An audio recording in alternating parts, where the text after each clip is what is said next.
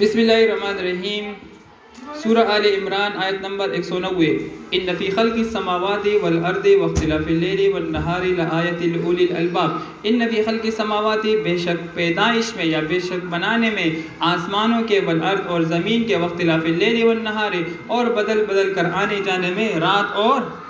دن کے، لآیات لأولی الالباب، نشانیاں ہیں ہاں عقل والوں کے لیے۔ اللہ تعالیٰ فرماتے ہیں کہ نشانیاں ہیں۔ دیکھیں آج یہ ہم سورہ آل عمران کا جو آخری رکوع ہے وہ ہم پڑھ رہے ہیں، اور اگر آپ لوگوں کو یاد ہو تو اس سورت کی ابتدا میں بھی ہم نے اللہ تعالیٰ کی توحید بیان کی تھی۔ الف لام میم اللہ لا الہ الا هو الحی القیوم۔ تو اللہ تعالیٰ نے سورت کے شروع میں بھی توحید کے مسئلہ کو چھیڑا، اور اللہ تعالیٰ نے سورت کے آخر میں بھی توحید کے مسئلہ ہی کو بیان کیا، اور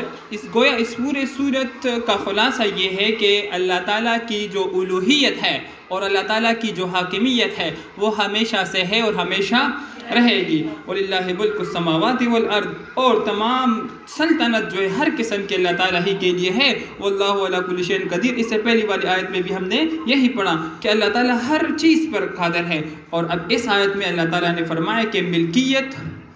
اور اسی طرح قدرت تامہ، ہر قسم کی قدرت کس کو حاصل ہے؟ وہ بھی اللہ تعالیٰ کو حاصل ہے۔ یعنی ایسی صفات ہیں جو صرف اور صرف اللہ تعالیٰ کے ساتھ خاص ہیں، مختص ہیں۔ اللہ تعالیٰ تمام امور میں تصرف کرنے والا ہے، قادر مطلق ہے، عبادت کا مستحق ہے۔ اسی طرح دنیا بھر میں جتنے بھی فائدے اور نقصان ہیں وہ سارے، نقصان دینے والا بھی اللہ کی ذات ہے اور فائدہ دینے والا بھی اللہ تعالیٰ ہی کی ذات ہے، اور ان تمام امور میں کسی کو بھی کسی طرح کا کوئی بھی جو ہے وہ یعنی وہ دخل حاصل نہیں ہے کہ کوئی انسان یہ کہے کہ اللہ تعالیٰ کی قدرت میں مجھے فلاں فلاں اور یہ تمام چیزیں جو ہے اسے حاصل ہے۔ تو یہ اس طرح نہیں ہے، بلکہ تمام جتنی بھی باتیں اللہ تعالیٰ نے فرمائی اور جتنے بھی کام اس دنیا میں ہو رہے ہیں تو یہ سارے کے سارے کام اللہ تعالیٰ ہی کے لیے، اللہ تعالیٰ ہی کر سکتا ہے۔ اللہ تعالیٰ کی ذات جو ہے وہ کے علاوہ کوئی بھی کچھ بھی نہیں کر سکتا۔ اور اس میں اللہ تعالیٰ نے کیا فرمایا کہ عقل والوں کے لیے نشانیاں ہیں۔ کن کے لیے نشانیاں ہیں؟ الالباب۔ الالباب جو ہے یہ لب کی جمع ہے۔ الباب کس کی جمع ہے؟ لب۔ لب کہتے ہیں، اصل میں ہم کہتے ہیں لب لباب، خلاصہ، یعنی مغز کو۔ جس طرح آپ بادام توڑتے ہیں تو اس کے اندر مغز نکالتے ہیں، آپ اخروٹ توڑتے ہیں تو اس کے اندر مغز نکالتے ہیں، تو اسی طرح انسان کا جو خلاصہ ہے، انسان کا جو لب ہے وہ اس کا عقل ہے۔ وہ اس کا کیا ہے؟ عقل ہے، جس کے ذریعے سے وہ زندگی کے بڑے بڑے فیصلے کرتا ہے، جیسے میں نے کیا کام کرنا ہے، میں نے کاروبار کون سا کرنا ہے، میں نے پڑھنا کیا ہے، میں نے محنت مزدوری کون سی کرنی ہے، سو سارے کام انسان کے عقل پر موقوف ہے۔ اسی طرح نیکی اور بدی، حق اور باطل کی پہچان بھی انسان اسی عقل ہی کے ذریعے سے کرتا ہے۔ اس لیے انسان کے لیے کسی قانون کی پابندی اگر وہ کرتا ہے تو اس کا دار و مدار بھی کس چیز پر ہے؟ عقل ہی پر ہے۔ اسی بنا پر اللہ تعالیٰ نے انسان کو مکلف بنایا ہے کہ وہ قیامت کے دن ان سے، اللہ تعالیٰ نے عقل جیسی بڑی دولت اس کو دی ہے تو اللہ تعالیٰ اسی بنا پر اس کو جو ہے وہ پوچھے گا۔ تو اللہ تعالیٰ نے فرمایا کہ ان فی خلق السماوات والارض واختلاف اللیل والنہار لآیات لأولی الالباب، یعنی آسمان اور زمین کی جو تخلیق ہے اور شب و روز، دن رات کا جو تغیر و تبدل ہے، اس سے صرف اور صرف عقل مند ہی فائدہ اٹھا سکتے ہیں۔ آپ جیسے لوگ اس سے فائدہ اٹھا سکتے ہیں، ٹھیک ہے؟ یعنی وہ اللہ تعالیٰ کی ان دلائل کی قدرت میں غور و فکر کر کے اللہ تعالیٰ کو پہچان سکتے ہیں۔ اور پھر آگے اللہ تعالیٰ نے ان لوگوں کی چند صفات بھی بتائی ہیں۔ الذین یذکرون اللہ قیاما وقعودا وعلی جنوبہم ویتفکرون فی خلق السماوات والارض ربنا ما خلقت ھذا باطلا سبحانک فقنا عذاب النار۔ الذین، وہ لوگ، یذکرون، جو یاد کرتے ہیں اللہ کو، قیاما وقعودا، کھڑے اور بیٹھے، وعلی جنوبہم، اور اپنے پہلوؤں پر، ویتفکرون، اور ویتفکرون، ٹھیک ہے، اور وہ غور و فکر کرتے ہیں، تفکر کرتے ہیں، فی خلق السماوات والارض، پیدائش میں آسمانوں کے اور زمین کے، اور وہ کہتے ہیں، وہ کیا کہتے ہیں؟ ربنا، اے ہمارے رب، ما خلقت ھذا باطلا، تو نے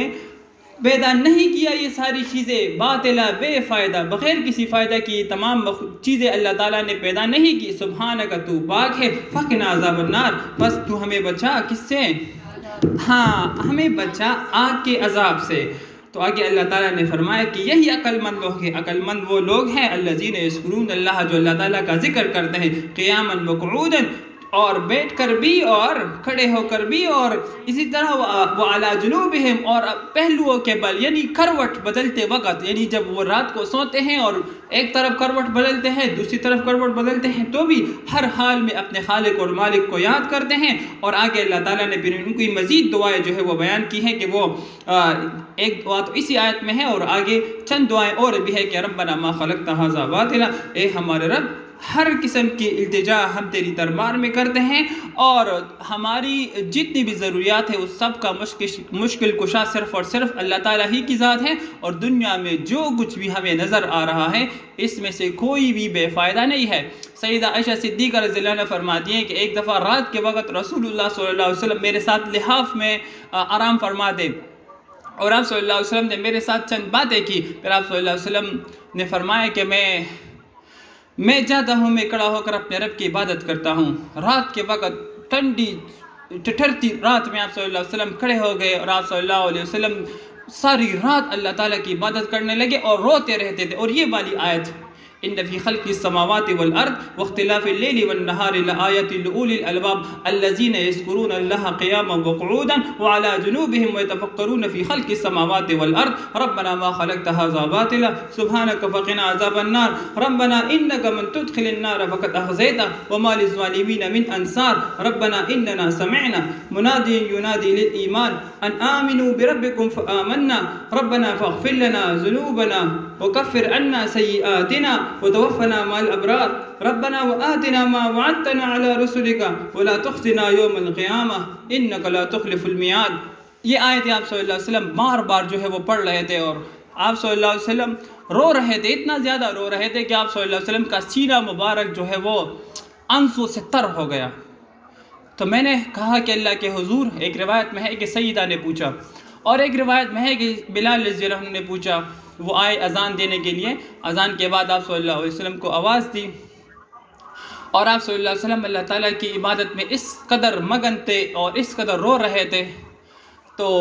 میں نے کہا، ایک روایت میں ہے کہ سیدہ عائشہ نے کہا، اور ایک روایت میں ہے کہ حضرت بلال نے کہا کہ آپ اپنے آپ کو اتنا تھکاتے کیوں ہیں؟ آپ اپنے آپ کو عبادت میں اتنی تکلیف کیوں دیتے ہیں؟ اللہ تعالیٰ نے تو آپ کو بخش دیا ہے، آپ تو بخشائے گئے ہیں، آپ تو مطلب سیدھا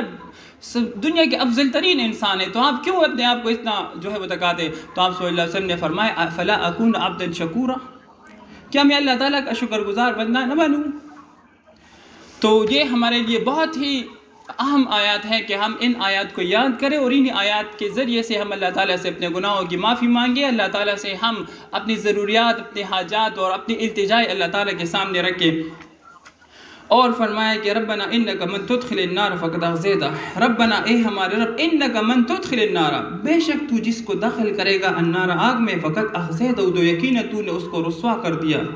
لازمی بات ہے جس کو اللہ تعالیٰ جہنم کے عذاب سے دوچار کرے اور اس کو آگ میں ڈال دے تو وہ اس سے بڑھ کر رسوائی اور کیا ہوگی؟ وما للظالمین من انصار، اور ظالموں کا کوئی بھی مددگار نہیں ہوگا. اس سے پہلی والی آیت میں اللہ تعالیٰ نے عقل والوں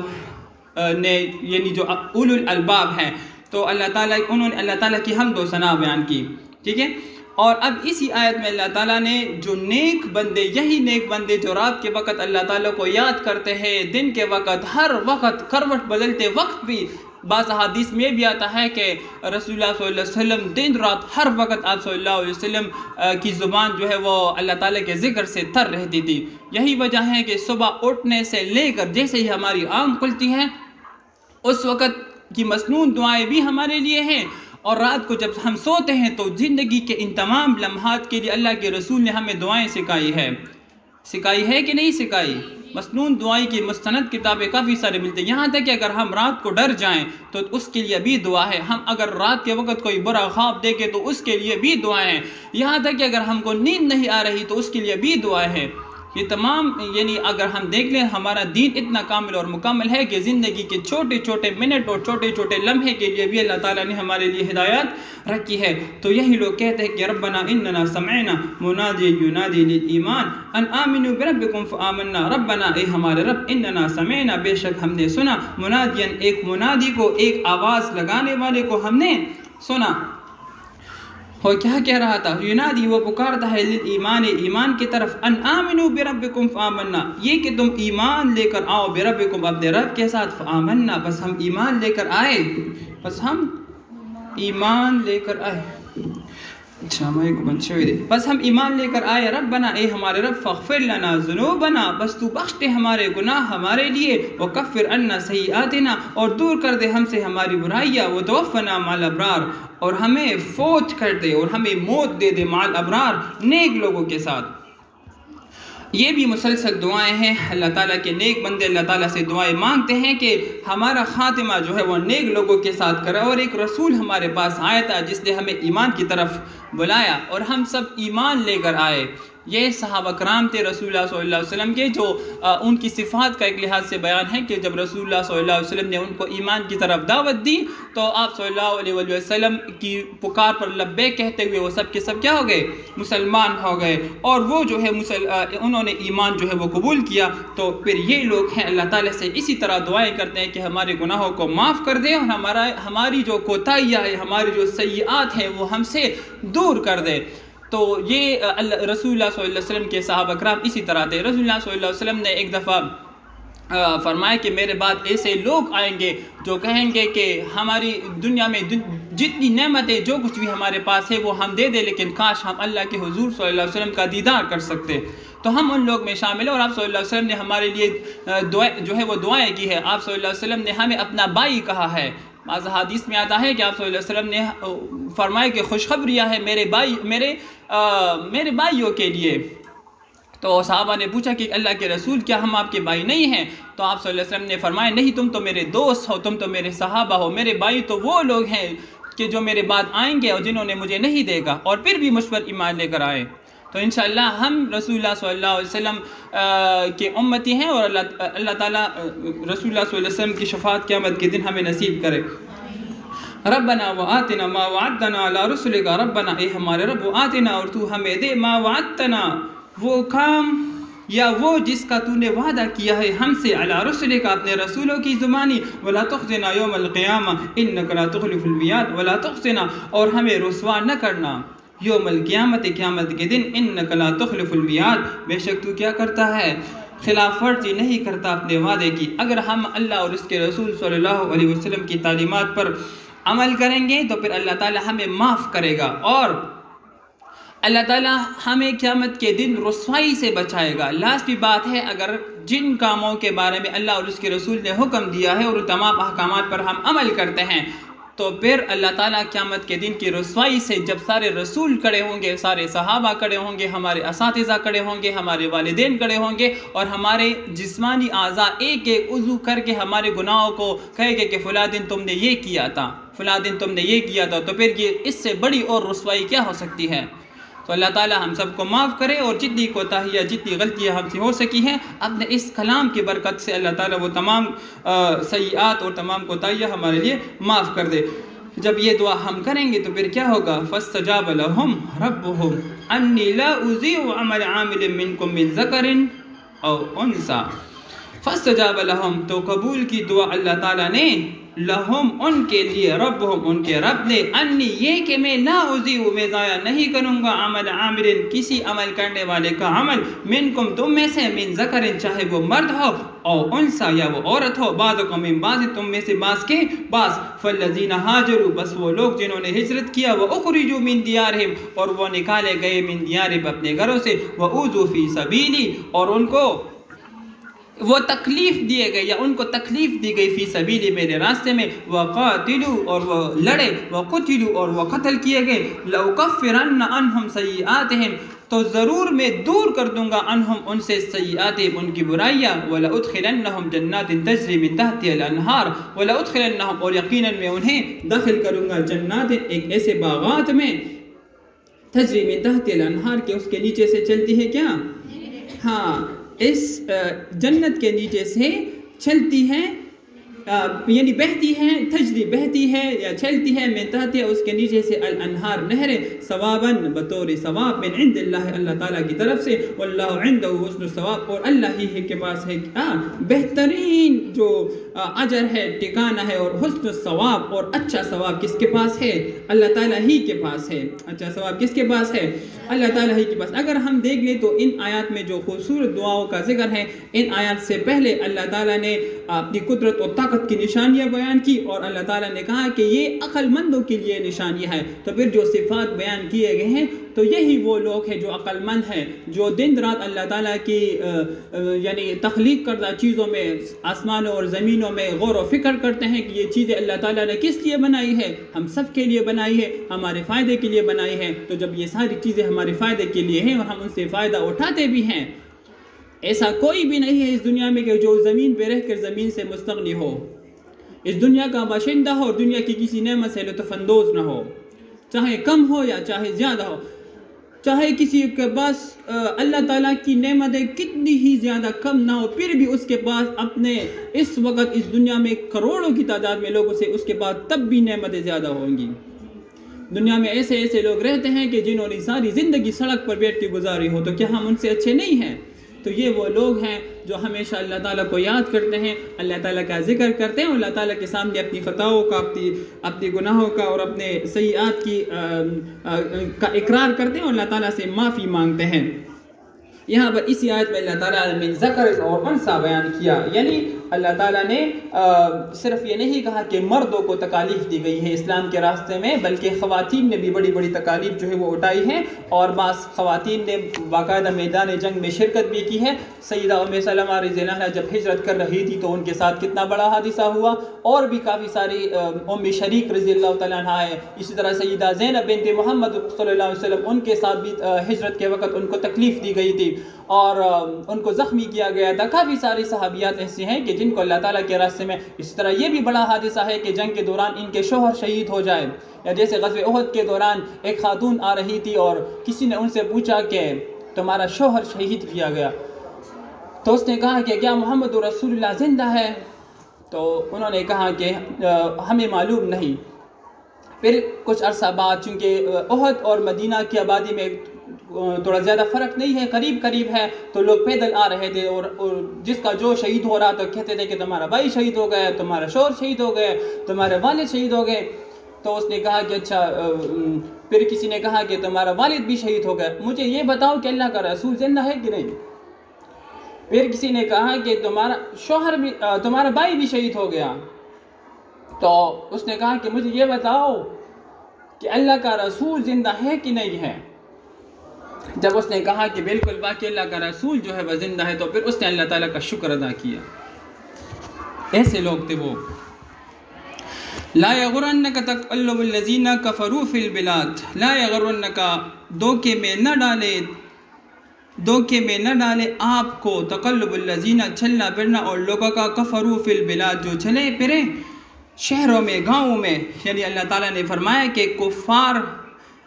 جو دنیا میں ان کو عیش و عشرت دیا گیا ہے، اور مسلمانوں کے لیے تنگیاں ہیں، سختیاں ہیں، آزمائش ہے، مشکلات ہیں، تکلیفیں ہیں، مصیبتیں ہیں،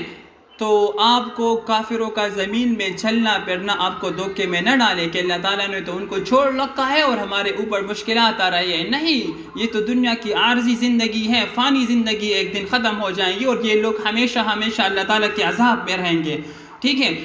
یعنی انسان کسی چیز کو بظاہر اچھا گمان کرے، اور جب اس کے اوپر وہ تحقیق کرے، غور و فکر کرے، تو وہ اس کے بالکل برعکس ہو، تو اس کو غرور کہتے ہیں۔ اس کو کیا کہتے ہیں؟ غرور کہتے ہیں۔ انسان کسی چیز کو ظاہری طور پر کہے کہ یہ تو بڑی اچھی چیز ہے، اور میں تو بڑے ٹھاٹھ باٹ میں ہوں، آج تو میرا لباس بھی بہت اچھا ہے، اور میں تو مطلب آج غرور ہے تو میرے لیے ہے، میں تو سب سے اس محفل میں سب سے اچھی میں دکھ رہی ہوں، یہ غرور ہے۔ لیکن جب غور و فکر کرے تو وہ سب کچھ مصنوعی ہے، مصنوعی اس لحاظ سے ہے کہ فانی ہے، چند دن کے بعد، چند گھنٹے کے بعد، چند سالوں کے بعد یہ ختم ہو جانے والا ہے۔ تو یہ اصل حقیقت اس کی ہے۔ تو دنیا کیا ہے؟ غرور ہے، اور آخرت کیا ہے؟ حق ہے، اس کے مقابلے میں ہمیشہ کی زندگی ہے، اور اصل حقیقت آخرت کی ہے۔ تو اس آیت میں اللہ تعالیٰ نے رسول اللہ صلی اللہ علیہ وسلم کو، مسلمانوں کو خطاب دیا کہ آپ کفار کی خوشحالی اور ان کی عیش و عشرت سے دھوکہ نہ جو ہے وہ کھائیں، بلکہ یہ سب کچھ کیا ہے؟ عارضی ہے، اور قیامت کے دن رسول اللہ صلی اللہ علیہ وسلم کی اور آپ صلی اللہ علیہ وسلم کے جو صحابہ کرام ہیں اور مومنین ہیں ان کے لیے ہمیشہ کی زندگی جو ہے وہ نعمتوں والی زندگی ہوگی۔ رسول اللہ صلی اللہ علیہ وسلم، سیدہ حضرت عمر رضی اللہ عنہ فرماتے ہیں، بڑی مشہور حدیث مجھے یاد آ گئی کہ حضرت عمر رضی اللہ عنہ فرماتے ہیں کہ ایک دفعہ رسول اللہ صلی اللہ علیہ وسلم ایک چٹائی پر لیٹے ہوئے تھے، اور آپ صلی اللہ علیہ وسلم کے اور اس چٹائی کے درمیان اور کوئی چیز نہیں تھی، آپ کے سر کے نیچے چمڑے کا ایک تکیہ تھا جس میں روئی کی جگہ کیا تھی؟ کھجور کے پتے، کھجور کی چھال اس کے اندر بری ہوئی تھی، اور آپ صلی اللہ علیہ وسلم کے پیروں کے پاس ایک یعنی جو پیر مبارک تھے آپ صلی اللہ علیہ وسلم کے، اس کے پاس ایک درخت کے پتوں کا ڈھیر تھا، یعنی کچھ بھی نہیں تھا، اور اس چٹائی کی وجہ سے اس چٹائی ایسی تھی کہ جو کھجور کے پتوں سے یا دیگر درختوں کے پتوں سے بری ہوئی تھی، اور اس کے نشانات آپ صلی اللہ علیہ وسلم کے جسم مبارک پر یعنی ٹھہر گئے تھے، بن گئے تھے۔ تو میں رونے لگا، آپ صلی اللہ علیہ وسلم نے مجھ سے کہا کہ عمر تم کس وجہ سے رو رہے ہو؟ تو میں نے کہا کہ اللہ کے رسول، بے شک جو کیسر و کسریٰ ہے، روم اور ایران کے شہنشاہ ہیں، وہ کس قدر آرام اور سکون اور یعنی مزوں میں ہے، اور آپ صلی اللہ علیہ وسلم اللہ تعالیٰ کے رسول ہیں، اور آپ صلی اللہ علیہ وسلم کے جسم مبارک پر کھجور کے پتوں کے چھاپ پڑے ہوئے ہیں۔ تو آپ صلی اللہ علیہ وسلم نے فرمایا کہ عمر کیا تم اس بات پہ راضی نہیں ہو کہ ان کے لیے دنیا ہو اور ہمارے لیے آخرت ہے؟ اسی طرح کے بے شمار احادیث ہمیں جو ہے وہ ملتی ہیں احادیث میں اور کی کتابوں میں۔ آپ لوگوں نے ریاض صالحین میں پڑھا ہوگا کہ اور ابھی مشکات میں بھی کہ رسول اللہ صلی اللہ علیہ وسلم کے گھر مبارک میں کئی مہینے تک جو ہے وہ نہیں جلتا تھا، کیا کہتے ہیں، چولہا نہیں جلتا تھا، کھانے پینے کے لیے کوئی چیز کچھ بھی دستیاب نہیں تھا۔ تو اس طرح آپ جب پڑھیں گے باب ما جاء فی عیش رسول اللہ صلی اللہ علیہ وسلم، رسول اللہ صلی اللہ علیہ وسلم کی معیشت کے بارے میں، تو آپ لوگ حیران و پریشان رہ جائیں گے کہ کس طرح کی سختی اور تکلیف کی زندگی آپ صلی اللہ علیہ وسلم نے گزاری ہے۔ اور ایک اور حدیث میں یہ بھی آتا ہے کہ اگر دنیا اللہ تعالیٰ کے نزدیک ایک مچھر کے پر کے برابر بھی ہوتی تو کافر کو اس میں سے ایک گھونٹ بھی نہیں دیا جاتا۔ مطلب یہ ہے کہ اللہ تعالیٰ کے ہاں دنیا کی کوئی قدر و قیمت نہیں ہے۔ یہ ہم نقصان میں ہے کہ ہم نے دنیا کو اپنا مقصد بنا لیا ہے اور ہم آخرت کو بلا بیٹھے ہیں۔ اللہ تعالیٰ ہم سب کو معاف کرے۔ متاع قلیل، یہ تھوڑا سا فائدہ ہے، ہلکا سا فائدہ، دنیا میں چند سال یہ گزار لیں گے، تھوڑا سا فائدہ ہے۔ ثم مأواہم جہنم، پھر ان کا ٹھکانہ جہنم ہے، وبئس المہاد، اور وہ بہت ہی برا ٹھکانہ ہے۔ اللهم إنا نعوذ بك منهم لكن الذين اتقوا ربهم لهم جنات تجري من تحتها الأنهار خالدين فيها نزلا من عند الله وما عند الله خير للأبرار لیکن الذين اتقوا، لیکن وہ لوگ اتقوا جو ڈر گئے، ربهم اپنے رب سے، لهم جنات تجري من تحتها الأنهار، ان کے لیے ہے جنات باغات، تجری من تحت الانہار، چلتی ہے ان کے نیچے نہریں، خالدین فیہا، وہ اس میں ہمیشہ رہیں گے،